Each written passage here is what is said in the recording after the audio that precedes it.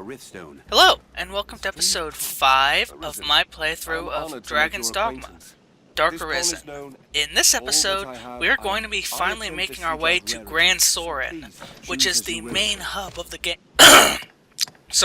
Which is the main hub of the game. But first, a special little merchant here.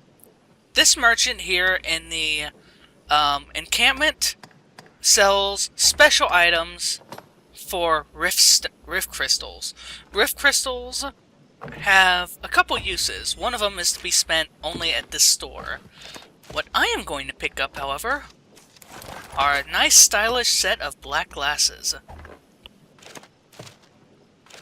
Choose as you will. Rift crystals can also be used to purchase pawns higher level than yourself, and the price increases pretty much exponentially. And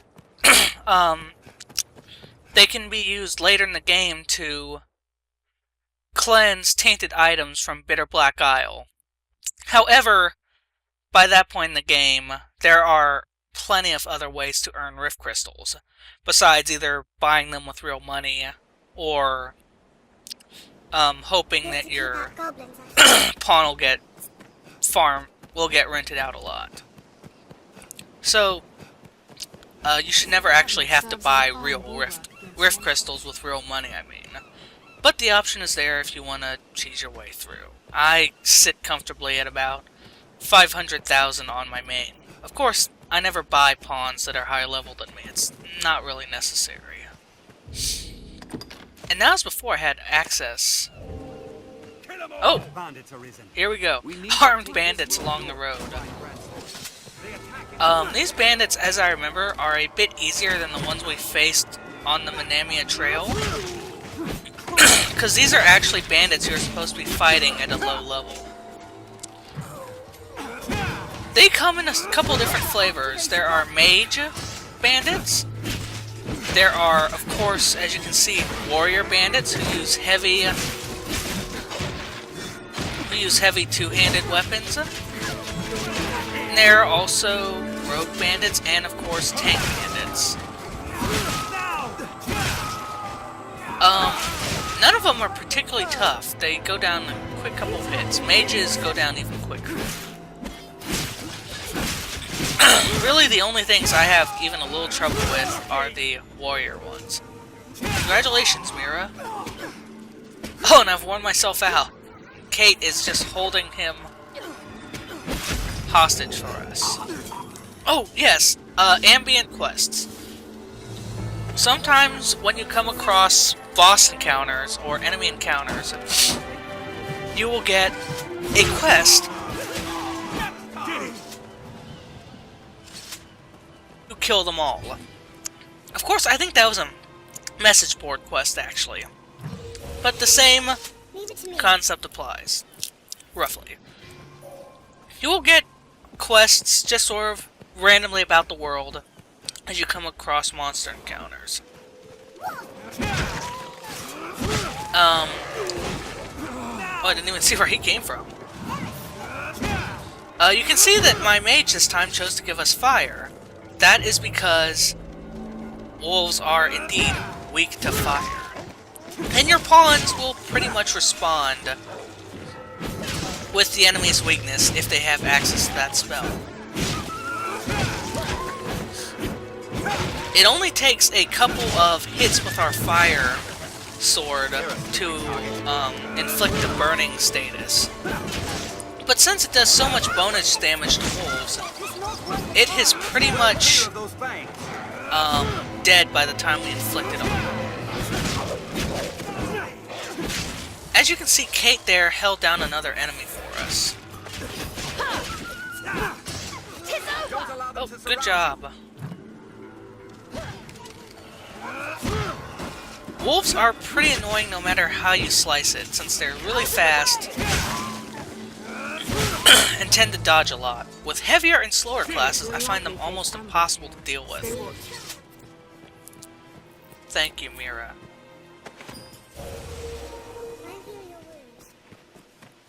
Alright, let's continue on the road. We're actually heading up to the gate. The Way Castle gate. Stay alert. Who knows? But did you see that staffed person walk by us a little while ago? That is actually a pawn. The staffed person right before the wolf fight. Pawns also, in addition to being found in the rift, you can also find them just sort of wandering the world. See how quickly that mage went down? Anyways. These pawns generally tend to be about your level, and you can hire them or enter a covenant with them just as you would any other pawn. So, They're left exposed after a grand strike. it might behoove you, if you lose one of your other pawns, to grab one of these wandering pawns. Usually there's going to be a rift crystal not too far away to where you can't survive it, but it's nice. Also, the further away from civilized areas you get, the less common they tend to be. They really only stick to the main road between Cassardis and Gran Soren, and occasionally further toward the northern watch encampment. So, it's mostly just nice ambience, though. I hope you noticed that when I sprint too much, I begin to get exhausted and sort of run clumsily. It doesn't affect your speed any. And really, later in the game, you can get an ability that allows you to effectively sprint forever. But I'll show that off later. I trust you rested well, given the hour. The Arisen arose late this day, eh? We make for the capital, men. Like as not, the cart will draw beasts along the way. Stay vigilant. But fear not. We walk with the Arisen, slayer of hydras.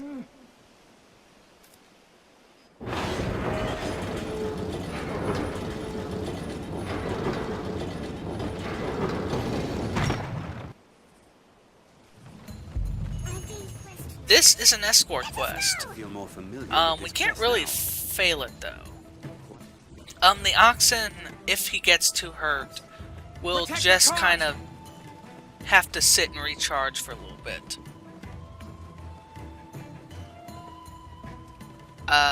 You have to stay within close proximity of the cart, even though it does go slowly, because if you get too far ahead, they'll just stop. It's kind of lame, but there you go. You want to stay slightly ahead of it, though. That way you can deal with enemies before the rest of the entourage has to.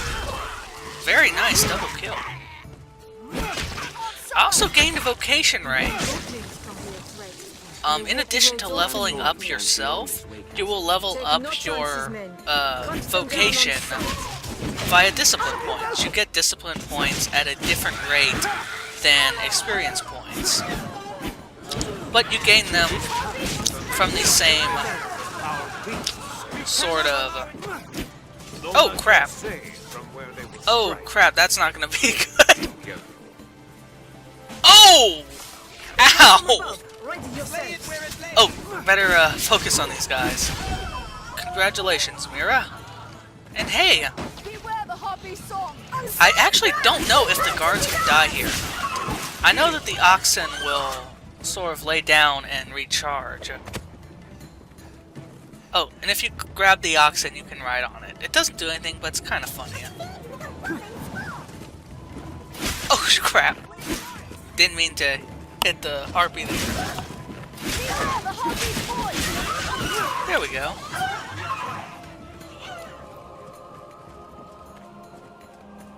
Oh, I forgot that Mira is actually the one who's casting the fire spells. Randomly throughout the world, you will find explosive barrels. These work exactly how you expect. They don't harm you, though, or your pawn, so you can hurl it at point-blank range and just kind of reap the benefits. Up ahead, we have a whole nest of harpies. So let's go ahead and... Oh, let's go ahead and get the drop on a bit.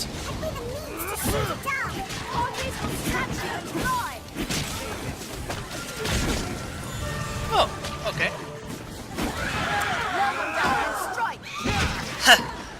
Where was I? Oh yeah, as you gain discipline points, you gain more levels in your vocation. Whereas when you gain more experience points, you gain regular experience levels. I'll go over a bit of the differences between experience and discipline when we actually arrive at Gran Soren. I'm actually going to go over a lot of things when we get to Gran Soren. Including the different vocations we have access to, since this is really the first time we'll be able to change vocations. I'll also go over how to grind discipline and experience. Out of the way! And I will also go over what the actual pawn inclinations do. So the next couple of videos after this one are going to be pretty informative and light on the adventure. You'll ne'er hit them swinging blindly. I'm actually liking Mira, but she needs something more stylish, you know what I mean? Since that's supposed to be like the image of my character's daughter, she should look like more of a fancy mage. Heads up, I'm gonna try to avoid the revealing clothes for obvious reasons. Fortunately, for the most part, most of the non-gender specific. Oh, I clipped that stupid harpy right out of the air.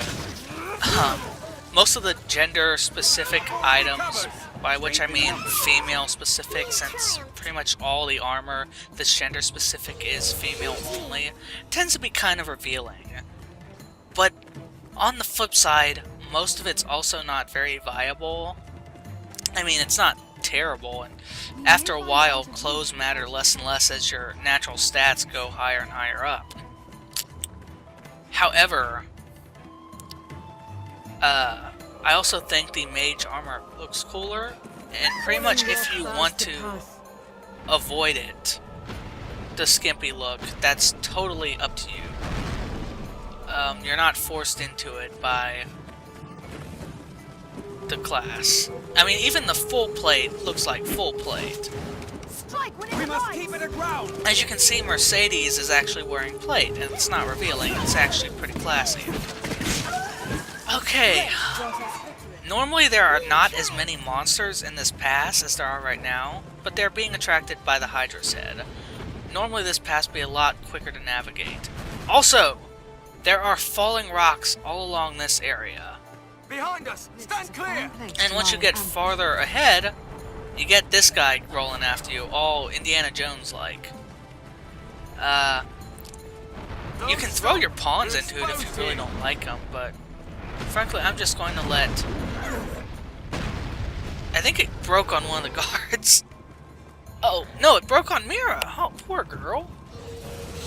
That's my girl. And the oxen seems to be taking a couple hits. Anyways, if you're a class with a ranged option, particularly a bow, you can shoot those rocks, just like the ones on Manamia Trail, and they will... and it'll trigger, and you can have more room to dodge, or to get out of the way, or whatever you want to do. Oh, ow.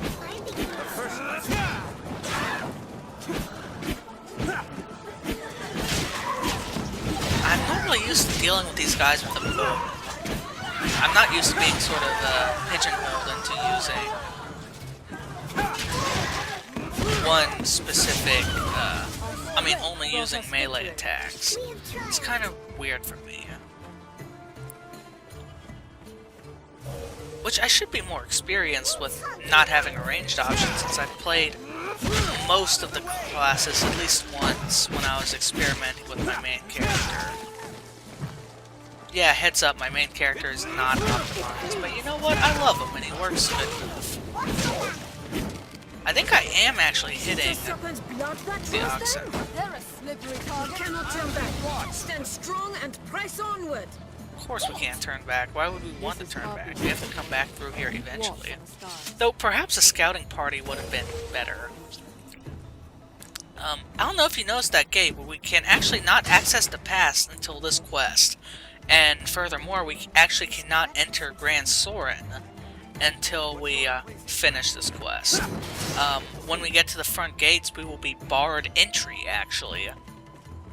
Unless we have Mercedes and her entourage with us. Monsters arisen! Ready yourself! Even in numbers, a weakling is a weakling. Furthermore, there's a secret entrance or a back entrance to Gran Soren. And this will also be locked. So it's kind of a nice thing by the devs to keep you from sequence breaking. At that point, once we get to Gran Soren, we pretty much have free reign of the entire world. Though technically, by this point we might have full reign of the entire world. We just won't have a good hub, and we'd be leaving our cart behind, and we wouldn't be able to save, and it'd just be a really terrible thing all around. So, since you need to cross this gate anyways, just finish up the quest to Gran Soren. You really want to start this quest as soon in the morning as you can. Why is it telling me this? Even in numbers, Anyways, a weakling is a weakling still. there we go. Make for the capital. Where was I? Oh yes, you want to start this quest as early in the day as you can. Thanks, Mira.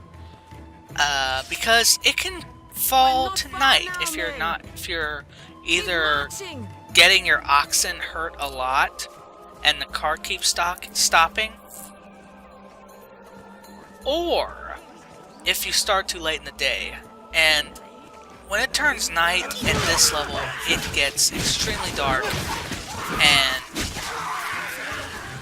pretty much you're gonna die, or it's gonna be extremely difficult. The first time I actually played through this quest, I sort of dilly-dallied and the ox kept getting hurt and everything, because that was pretty bad at the game. However... Oh, he just knocked me out of nowhere. Jerk. Anyways, these goblins are always here, by the way, not just because of the quest. Anyways, so I waited until it was night, and when it becomes night around here, there are infinitely spawning undead who are resistant to pretty much everything but fire and holy damage, which we don't really have access to holy damage at this point in the game. Even in numbers, a weakling is a Very good weakling combo, still. Mira. Now, attack! Kate really seems to love holding them down for us. My other character's pawn is also a fighter sort of tank, but she doesn't do that as often as Kate is doing. These bandits here along the side of the road are not normally here. They are just here to add extra challenge to the quest. I imagine that if you came here at night, you would be fighting both these bandits and infinitely spawning undead, and it'd be a real nightmare, and it'd be hard to see. Fortunately, geez, Kate, you really love holding them down for me way too much. Oh, that could have been cool if we had struck the same. This area outside of Gran Soren is actually pretty lousy with bandits. And they're fairly higher level bandits. They're slightly weaker than the ones on Manamia Trail, but a bit stronger than the ones that we fought before the after the encampment, but before the Way Castle.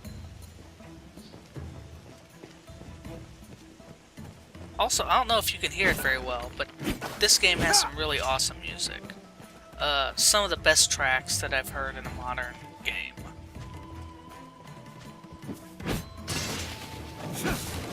So, it's definitely one that's pretty neat to play. The music really adds a lot to the game.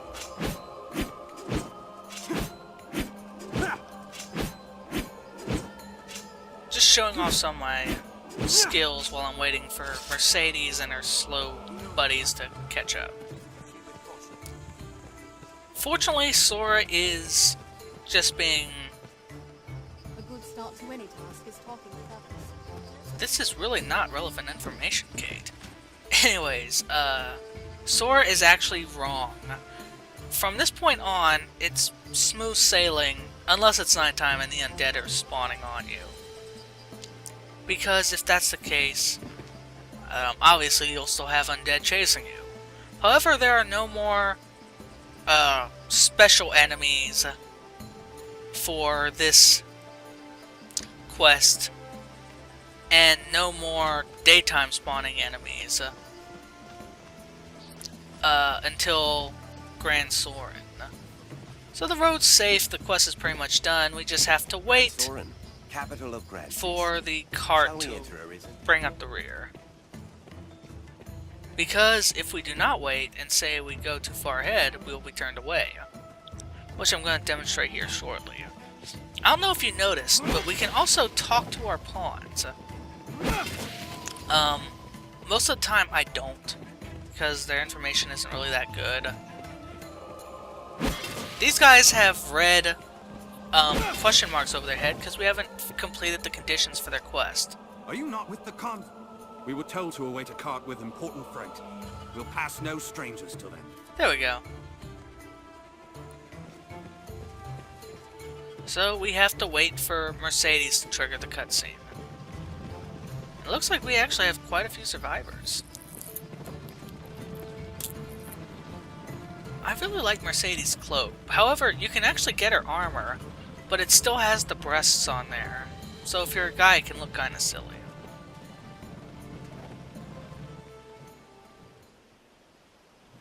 We've arrived. Well done, men. A hydra's head is a fine prize. His Grace will be pleased with the Corps' work. Walk proud through these streets, men. We are heroes to the people of Gran Soren.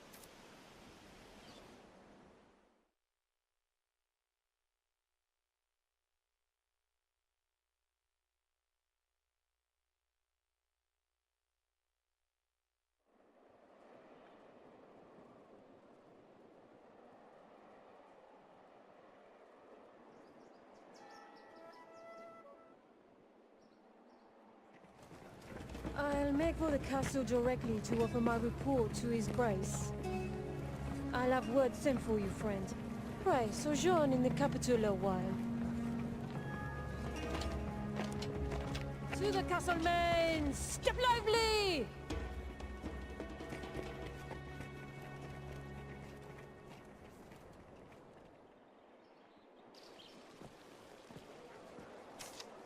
Fortune smiles upon me. Well met, Sir Edison. I am called Mason, if it please you. Now you're come to the capital a conquering hero, you'll be needing aught to do, eh? My word to you, begin with the pawns. Inquire about them here in Gran Soren. Their kind's woven tight into the fate of the Arisen. If you know your destiny, know them. Why, thank you. Mason is sort of like a spy master around Gran Soren. He's one of my favorite characters. He's a really shiny black man, and he'll be a major character in a couple of the side quests. This is the inn, which is going to be our main hub. This is where we can change vocations and do everything that we can do at inns. However, he is also really expensive for this point in the game, so we want to be sparing. However, he's in the right center of this main city of the game, and our main quest hub, and our main travel hub, so he kind of has us over hill. He also tells us about the next quest, which I'm going to hold off on until next time.